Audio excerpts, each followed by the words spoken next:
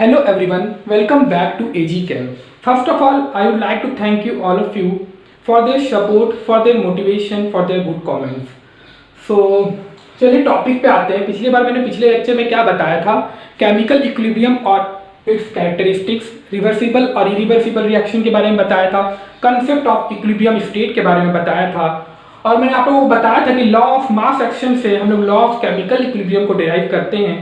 तो आज मैंने एक इक्वेशन पे लेक्चर अपना खत्म कर दिया था। आज मैं उसी इक्वेशन से अपना लेक्चर स्टार्ट करूंगा, लॉ ऑफ केमिकल इक्विलिब्रियम। जिन्होंने मेरा पहला लेक्चर नहीं देखा है उनके लिए मैं बता रहा हूं कि मैं डिस्क्रिप्शन बॉक्स में अपने पहले वाले लेक्चर की लिंक डाल दूंगा। आप लोग जरूर से जाके वो लेक्चर पहले देख लीजिए, वरना आप लोग को यहाँ पे समझ में नहीं आएगा, क्योंकि मैं वहीं से कंटिन्यू कर रहा हूँ। तो हम लोग कोई जनरल रिएक्शन ले लेते हैं, A moles of A, B moles of B, C moles of C and D moles of D। तो हमने इसकी इक्वेशन लिखी थी, कैसे हमने लिखा था, C moles of C, D moles of D, B moles of B and A moles of A। ये हमने केसी की इक्वेशन लिखी थी। मैं यहां से स्टार्ट कर रहा हूं। ये तो तब बात होती है जब हमारा रिएक्शन इक्विलिब्रियम पे हो, तब हम केसी की बात करते हैं।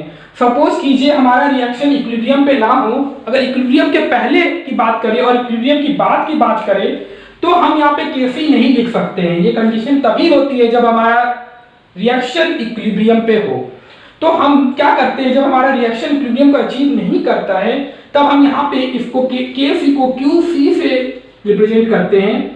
QC इक्वल टू हम लोग ये सेम इक्वेशन लिखते हैं। इसका ये मतलब है कि तुम्हारा रिएक्शन अभी इक्विलिब्रियम को अटेंड नहीं हुआ है, और according to law of chemical equilibrium Kc equal to QC हो जाता है अपना एट इक्विलिब्रियम पे। ये तुम्हारी बात होती है कि अगर तुम्हारा कॉन्सेंट्रेशन तुम्हारा प्रोडक्ट और रिएक्टेंट का दिया हुआ है, अगर तुम्हारा रिएक्टेंट और प्रोडक्ट का पार्शियल प्रेशर दिया हुआ है यहाँ पे, तो तुम यहाँ पे केसी नहीं लिखोगे, केसी यहाँ पे लिख रहे हो C फॉर कॉन्सेंट्रेशन। बट अगर सपोज करो यहाँ पे अगर तुम्हारा पार्शियल प्रेशर दिया हुआ है, पार्शियल प्रेशर दिया हुआ है तुम्हारा रिएक्टेंट और प्रोडक्ट का, तो हम लोग पार्शियल प्रेशर को इस तरीके से डिनोट करते हैं। यहाँ पे हम लोग केपी लिख देते हैं, partial pressure of C, partial pressure of D और partial pressure of B, partial pressure of A। ये तुम्हारी बात होती है कि जब हमारा रिएक्टेंट और प्रोडक्ट का पार्शियल प्रेशर दिया हुआ है। वैसे ही हम लोग यहाँ पे जब इक्विलिब्रियम पे अटेंड नहीं होगा हमारा रिएक्शन, तब हम लोग यहाँ पे QP से डिनोट करेंगे, और वही इक्विलिब्रियम पे हमारा QP इक्वल्स टू KP हो जाता है। ये बात होती है यहाँ पे। अच्छा, अब ये तो बात हुई। अब हम यहाँ पे एक चीज देखेंगे, KP और KC के बीच में एक रिलेशन होता है, जो कि रिलेशन बहुत इंपॉर्टेंट है। बोर्ड वाले बच्चे ध्यान दीजिएगा, मैं आप लोग के लिए डिराइव करूंगा वो रिएक्शन, वो रिलेशनशिप मैं डिराइव कर दूंगा बोर्ड वाले बच्चों के लिए। बोर्ड में 3-4 नंबर में वो पूछ लेता है, तो ध्यान दीजिएगा यहाँ पे। चलिए टॉपिक लिखिए, रिलेशनशिप बिटवीन, आज हम न्यूमेरिकल पोर्शन भी कवर करेंगे। Relationship between KP and KC.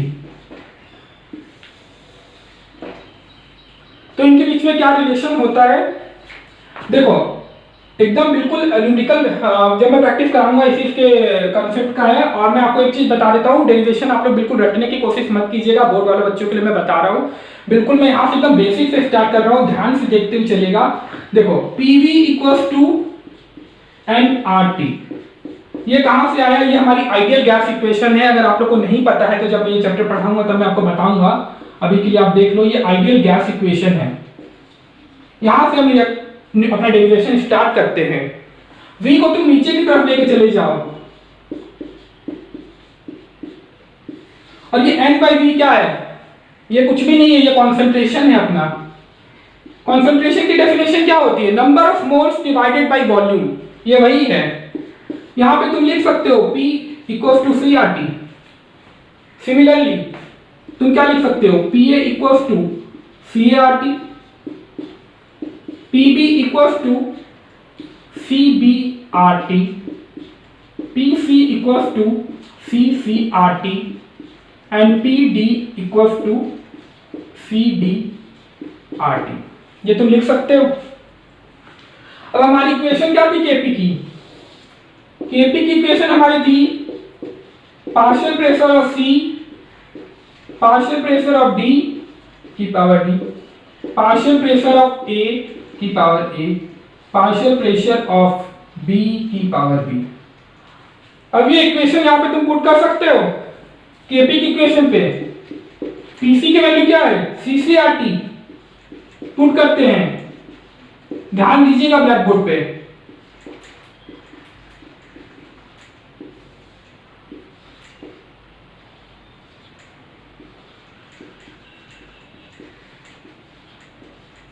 PV equals to CBRT, इनकी पावर लिख लेते हैं ए और बी। ठीक है, ये पोर्शन मैं रब करता हूं, यहां दिखेगा नहीं, नोट करते चली जाएगा, वीडियो स्टॉप करके नोट कर लीजिएगा।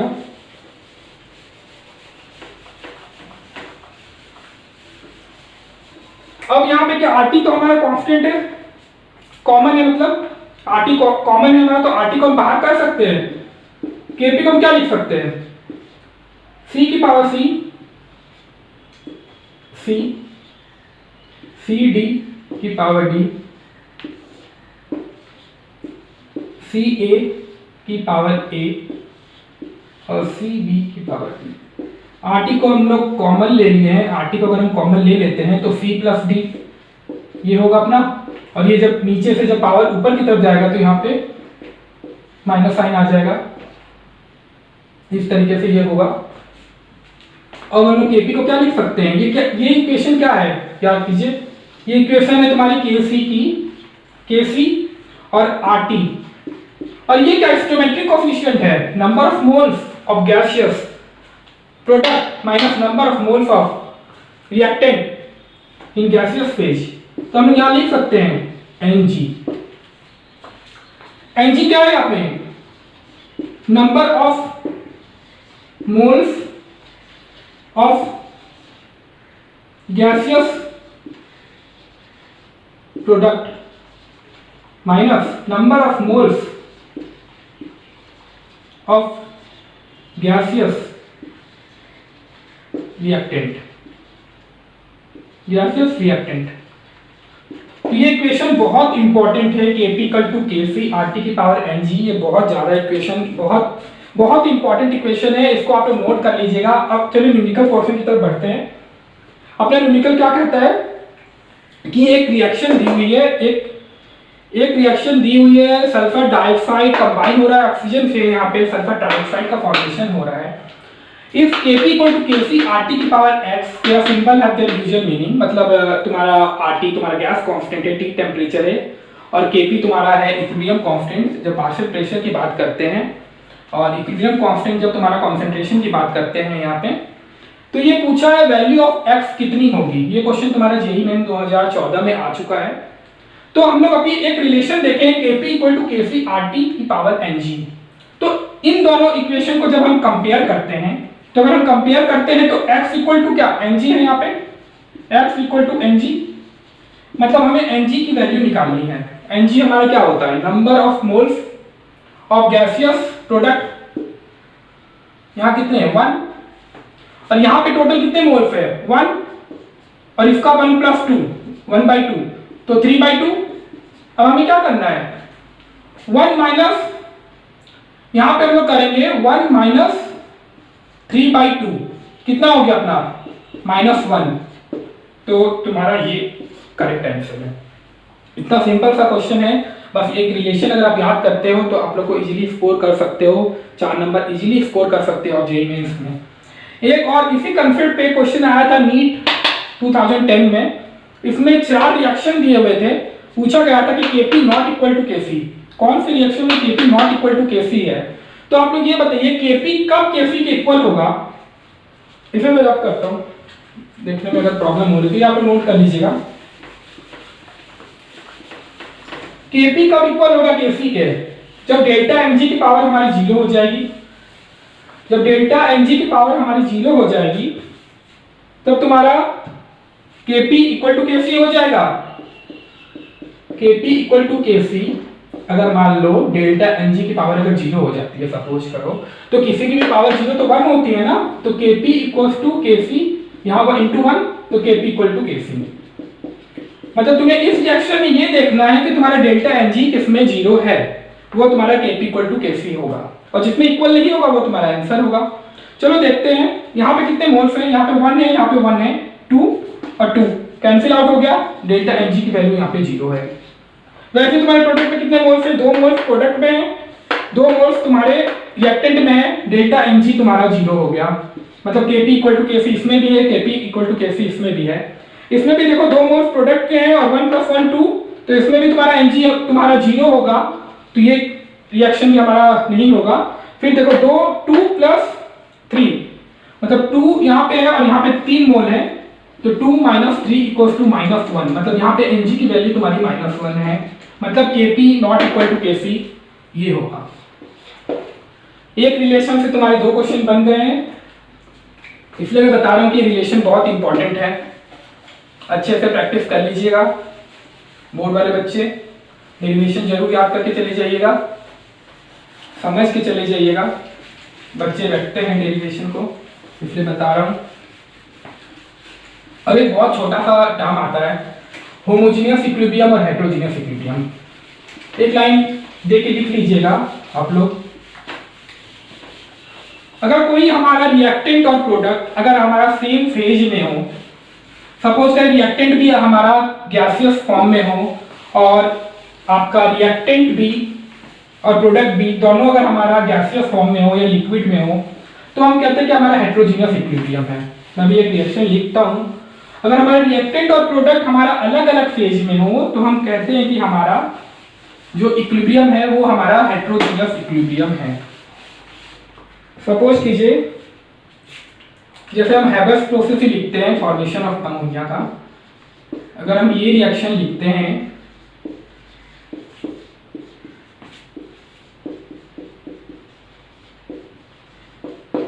यहाँ पे हम क्या देख रहे हैं, यहाँ पे हमारा नाइट्रोजन भी गैसियस में है, हाइड्रोजन भी गैसियस में, अमोनिया भी गैसियस में, मतलब रिएक्टेंट एंड प्रोडक्ट का फेज इक्वल है, सेम है मतलब, तो ये हमारा होमोजेनियस इक्विलिब्रियम हो जाता है।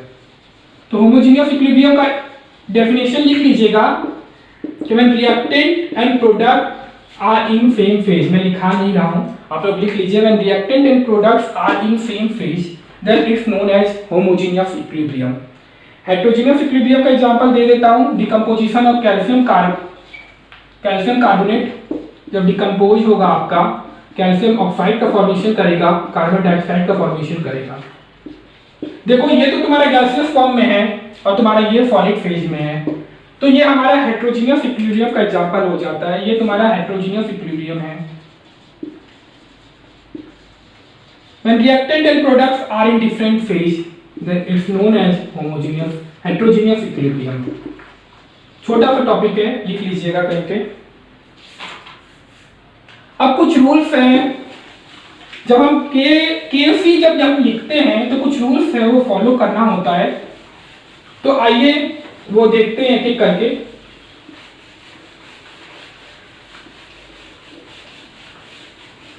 तो लिखिए conventions to write KC। Equilibrium constant को जब लिखते हैं तो कुछ रूल्स फॉलो होता है, certain rules are there, certain rules are there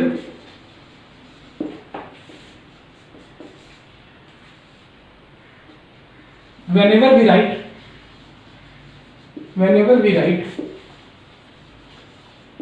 KC, ठीक है।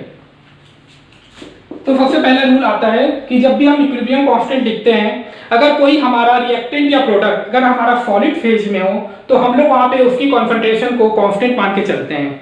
हम ये सपोज करते हैं कि सॉलिड कंपाउंड हमारा रिएक्शन में पार्टिसिपेट नहीं करता है, तो वहां पे हम उसकी कॉन्सेंट्रेशन को यूनिटी मान लेते हैं।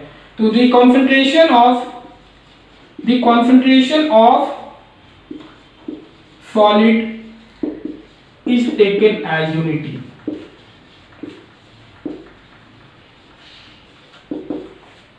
एग्जाम्पल से समझते हैं। Same example, decomposition of calcium carbonate.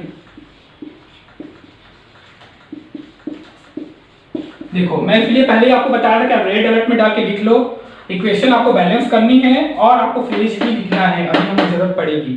तो अगर मैंने बताया कि concentration of solid is taken as unity, तो हमारा कैल्शियम कार्बोनेट और कैल्शियम ऑक्साइड दोनों सॉलिड फेज में है, तो इससे हमें कोई मतलब नहीं है, हमें सिर्फ मतलब है तो इससे मतलब है। तो अगर हम इसका लिखते हैं Kp, अगर हम इसका लिखते हैं तो Kp क्या होगा, पार्शियल प्रेशर ऑफ CO2, यही हो जाएगा पार्शियल प्रेशर ऑफ CO2, क्योंकि ये तो सॉलिड फेज में, इसका तो हमें लेना ही नहीं है।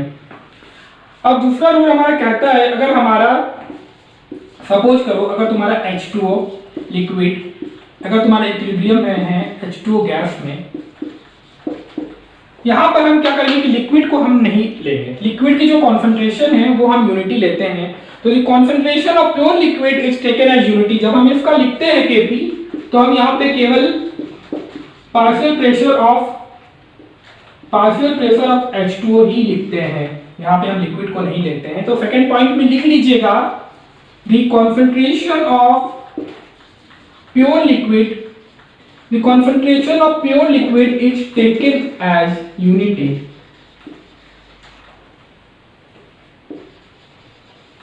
The concentration of pure liquid is taken as unity, stop करके लिख लीजिएगा, मैं रब कर रहा हूं। थर्ड पॉइंट हमारा कहता है, अगर कोई रिएक्शन हमारा इक्विलिब्रियम में है और वहां पे एक्वस मीडियम इन्वॉल्व है और वहां पे H2O भी इन्वॉल्व है, तो हम लोग H2O का कॉन्सेंट्रेशन वहां पे नहीं लेते हैं। एक दो बार पढ़ेंगे, आप लोग भी समझ जाइएगा, अगर नया टॉपिक है तो थोड़ा प्रॉब्लमेटिक होगा स्टार्टिंग में। अगर सपोज करो चलो हमारा कोई रिएक्शन है, हम लेते हैं अमोनिया है, हमारा एक्वस मीडियम में है, H2O के साथ रिएक्ट आते हैं, तो H2O के साथ जब रिएक्ट करेगा तब ये भी एक्वस मीडियम में है, प्लस OH माइनस उस मीडियम में। तो जब हम इसका इक्विलिब्रियम कांस्टेंट लिखेंगे तो हम क्या लिखते हैं, ध्यान दीजिएगा, यहाँ पे जब हम लिखेंगे तो हम यहाँ पे H2O को नहीं लेंगे, क्योंकि H2O की जो कॉन्सेंट्रेशन है देखा जाता है कि ये उतनी चेंज नहीं होती है, इसलिए हम लोग यहाँ पे इग्नोर कर देते हैं। तो यहाँ पे हम H2O की कॉन्सेंट्रेशन नहीं लिखेंगे, H2O की कॉन्सेंट्रेशन को यहाँ ओमिट करते हैं। तो ये रूल हमारा थर्ड पॉइंट है क्या हमारा, फॉर इक्विलिब्रियम डेफिनेशन थ्योरी आप लिख लीजिएगा, मैं शॉर्ट फॉर्म में बता रहा हूँ। For equilibrium exist in aqueous media, अगर एक्वस मीडिया दिया हुआ है, ध्यान दीजिएगा मैं बार बार बोल रहा हूं, अगर एक्वस मीडिया दिया हुआ है और H2O also involve there, H2O भी तुम्हारा वहां पे इन्वॉल्व है, तो वहां पे H2O की कॉन्सेंट्रेशन को हम नहीं लेते हैं, H2O की कॉन्सेंट्रेशन बिल्कुल भी नहीं लेंगे। अब मैं एक बात बता रहा हूं, अगर देखो मैं बता रहा हूं कि यहाँ पे H2O की कॉन्सेंट्रेशन नहीं लेने पर, एक मैं दूसरा आपको रिएक्शन बता रहा हूं जहां पे हम H2O की कॉन्सेंट्रेशन को लेंगे। तो इसीलिए मैं बार बार बता रहा हूं कि एक्वस मीडिया आपको देखना बहुत जरूरी है। वहां पे एस्टरीफिकेशन रिएक्शन देखते हैं, जब एसिटिक एसिड तुम्हारा अल्कोहल से रिएक्ट करता है तो एस्टर का फॉर्मेशन होता है और वाटर हमारा निकलता है। वहां पे जब हम K की लिखते हैं वैल्यू, जब हम इक्विलिब्रियम कांस्टेंट वहां पे लिखते हैं, सपोज करो तुम्हारा ये रिएक्शन है लिक्विड फेज में, अल्कोहल भी भैया हमारा लिक्विड फेज में ही है, एस्टर की फॉर्मेशन करता है।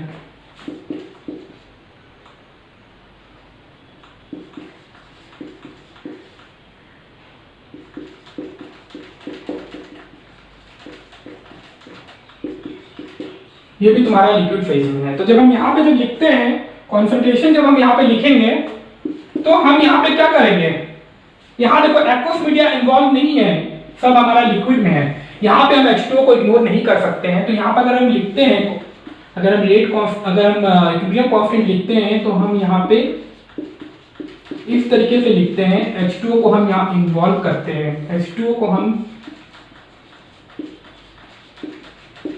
थर्ड पॉइंट में ये एग्जांपल लिख लीजिएगा साथ में। तो 3 पॉइंट्स हैं हमारे। पहला कि हम सॉलिड कंपाउंड की कॉन्सेंट्रेशन को यूनिटी लेते हैं। सेकेंड हमारा होता है कि अगर कोई लिक्विड हमारा वहां पे हो तो लिक्विड की कॉन्सेंट्रेशन को यूनिटी लेते हैं। और थर्ड है अगर कोई एक्वस मीडिया में है, H2O भी इन्वॉल्व है वहां पे, तो H2O की कॉन्सेंट्रेशन नहीं लेना, बट अगर सारे लिक्विड है वहां पे, एक्वस मीडिया नहीं है, तो H2O की कॉन्सेंट्रेशन यहाँ पे इन्वॉल्व करनी है। एक सेकंड में देखता हूँ वीडियो फ्रेम हो रहा है कि नहीं। वीडियो फ्रेम हो रहा है, टाइम भी है हमारे पास। एक छोटा सा टॉपिक बता देता हूँ। मैंने वीडियो के स्टार्टिंग में बताया था कि मैं आपको इंटरव्यू रिलेटेड क्वेश्चंस भी बताऊंगा, तो इस टॉपिक से मैं आपको इंटरव्यू रिलेटेड क्वेश्चंस बता देता हूँ। एक मेरे माइंड में आ रहा है, अभी मैं बता देता हूँ आप लोगों को। अगर आप कहीं जाते हो और या कोई प्रैक्टिकल लैब में अगर वाइवा वगैरह चलता है, अगर केमिकल इक्विलिब्रियम का अगर आप प्रैक्टिकल करते हो, तो इंटरव्यू पूछ लेता है आप लोगों से।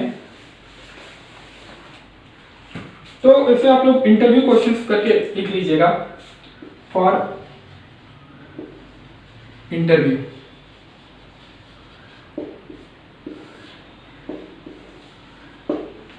अच्छा, तो सबसे बड़ी बात होती है के हमारा, के जो हम इक्विलिब्रियम कांस्टेंट लिखते हैं, क्या ये डायमेंशनलेस है, क्या इसकी यूनिट होती है?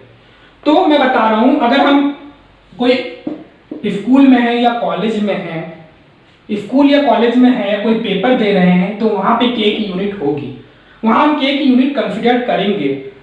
सपोज के तुम्हारा, के की यूनिट, कॉन्सेंट्रेशन की यूनिट क्या होती है? मोल पर लीटर, ठीक है। अगर तुम्हारा नंबर ऑफ एमजी में बता रहा हूं, अगर तुम्हारा number of moles of product minus number of moles of reactant अगर 0 हो जाता है, वो केस में तुम्हारा के डायमेंशनलेस हो जाता है, वो तुम्हारा डायमेंशनलेस हो जाता है। मैं एक एग्जांपल दे देता हूं आप लोगों को। सपोज कीजिए आप लोग 2HI है, सपोज कीजिए हाइड्रोजन प्लस, सपोज कीजिए ऐसे है। तो यहाँ पे देखो, अगर हम इसका क्या लिखते हैं, तो सपोज करो हम जब ये लिखते हैं इस तरीके से लिखते हैं, तो मान लो H2 की कुछ कॉन्सेंट्रेशन है, मैं यूनिट की केवल कैलकुलेशन करूंगा, तो H2 की मान लो कि मोल पर लीटर, I2 का भी मोल पर लीटर, मैं खाली यूनिट की बात कर रहा हूं, और HI का भी मोल पर लीटर होगा।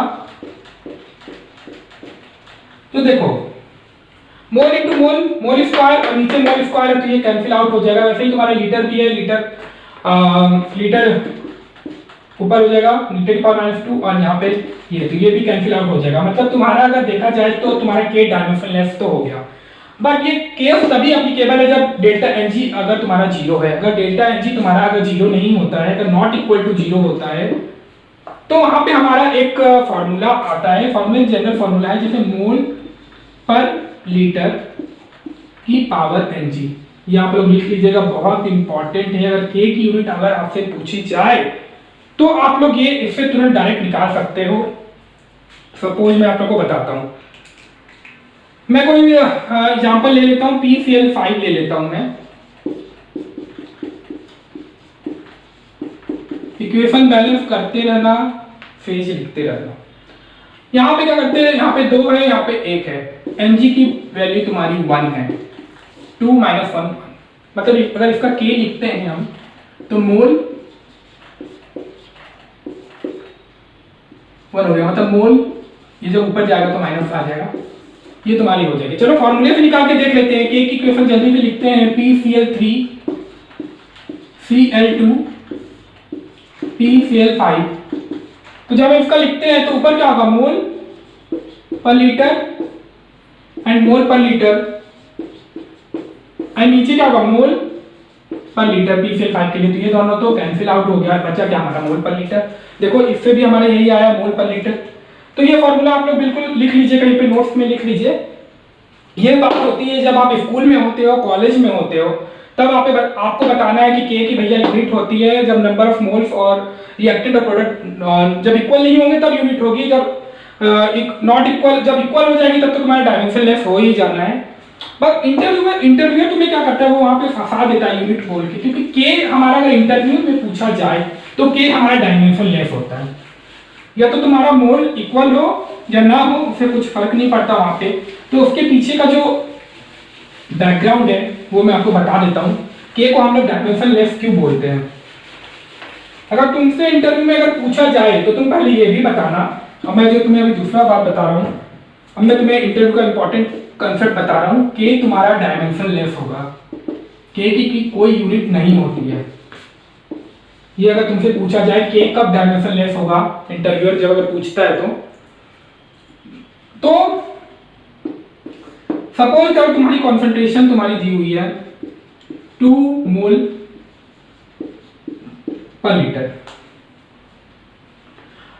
अगर हम कॉन्सेंट्रेशन को, रिएक्टेंट की कॉन्सेंट्रेशन को और प्रोडक्ट की कॉन्सेंट्रेशन को उसके स्टैंडर्ड स्टेट से अगर स्टैंडर्ड स्टेट में अगर हम रिप्रेजेंट करें, तब क्या होता है, कॉन्सेंट्रेशन की स्टैंडर्ड स्टेट क्या होती है 1 मोलर और या फिर 1 मोल पर लीटर। तो हम क्या करते हैं, जब स्टैंडर्ड स्टेट में जब इनको लिखते हैं तो हम 2 मोल पर लीटर को मोल पर लीटर से डिवाइड देना होता है। तो क्या होता है कि ये यूनिट कैंसिल हो जाती है, तभी यहाँ पे 2 हो जाता है। उस केस में हमारा के डायमेंशन लेस हो जाता है। तो और अगर हमारा प्रेशर की बात करते हैं तो प्रेशर का स्टैंडर्ड स्टेट होता है 1 बार होता है। तो अगर कोई सपोज करो कोई पार्शियल प्रेशर तुम्हें 5 बार दिया हुआ है, तो तुम्हें उसे स्टैंडर्ड स्टेट में रिप्रेजेंट करना है, तो तुम कैसे करोगे, उसको 1 बार से उसको तुम डिवाइड कर दोगे तो तुम्हारा 5 हो जाएगा। तो हम कह सकते हैं कि हमारा के डायमेंशन लेस होता है अगर वो स्टैंडर्ड स्टेट में अगर रिप्रेजेंट किया जाए। तो मैं इसकी थ्योरी लिख रहा हूँ, आप लोग देख लीजिएगा, ये बहुत इंपॉर्टेंट मुझे लगता है इंटरव्यू के पर्पस के लिए।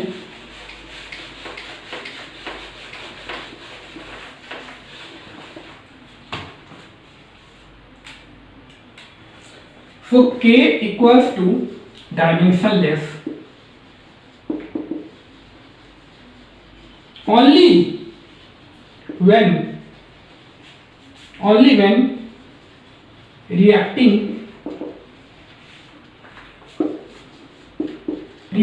species are represented in their standard state.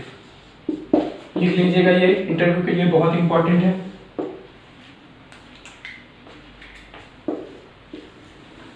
जब रिएक्टिंग स्पीसीज को हम जब स्टैंडर्ड स्टेट पे कॉन्सेंट्रेशन होता है तो उसे डिवाइड कर देते हैं मोल पर लीटर से, प्रेशर होता है तो उसे 1 बार से डिवाइड कर देते हैं, तो हमारा रिएक्टेंट और प्रोडक्ट दोनों हमारा यूनिट लेस हो जाता है, कि हमारा डायमेंशन लेस हो जाता है। आज के लिए इतना ही। अगले बार हम और डिस्कस करेंगे। अगले बार मैं इसका न्यूमेरिकल्स पोर्शन लेके आऊँगा।